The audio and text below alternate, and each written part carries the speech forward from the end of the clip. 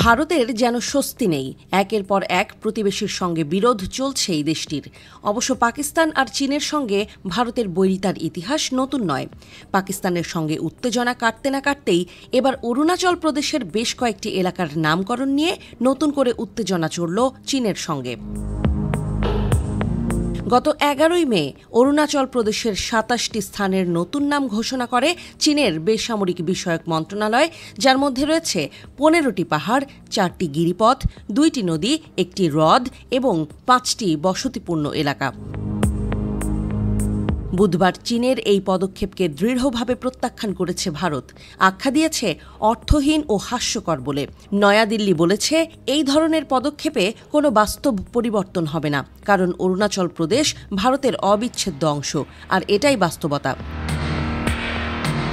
এটি ছিল পঞ্চমবারের মতো চীন কর্তৃক অরুণাচল প্রদেশের জায়গার নাম পরিবর্তন। উল্লেখ্য, 2024 সালের মার্চে সর্বশেষ 30টি জায়গার নাম পরিবর্তন করে বেইজিং।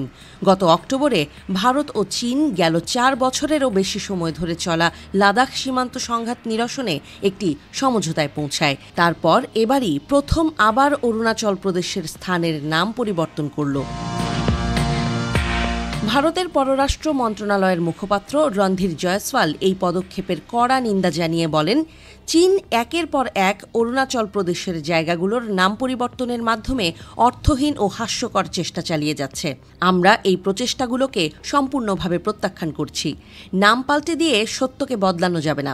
অরুণাচল প্রদেশ ছিল, আছে এবং চিরকাল ভারতের অবিচ্ছেদ্য অংশই থাকবে।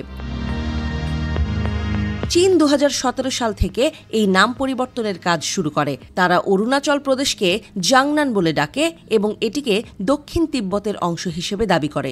2017 সালে 6টি, 2021 সালে 15টি, 2023 সালে 11টি এবং 2024 সালের মার্চে 30টি স্থানের নাম বদলে দেয় চীন।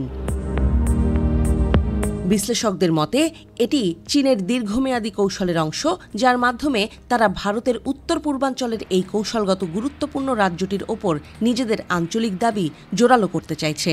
ভারতের পক্ষ থেকে এসব দাবির বিরুদ্ধে সবসময়ই দৃঢ়ভাবে প্রতিবাদ জানানো হয়েছে।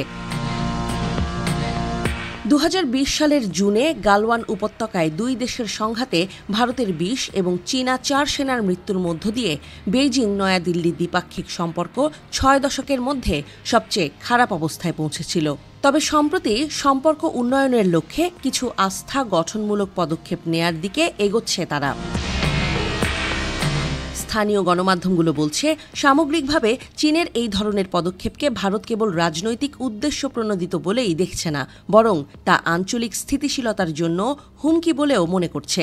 এছাড়া পাকিস্তানে ভারতের চালানো অপারেশন সিঁদুরের জবাবে নয়াদিল্লিকে লক্ষ্য করে ইসলামাবাদের পাল্টা হামলায় চীনের পাকিস্তানকে সহায়তা দেওয়ার বিষয়টিতেও উদ্বেগ প্রকাশ করেছে ভারত।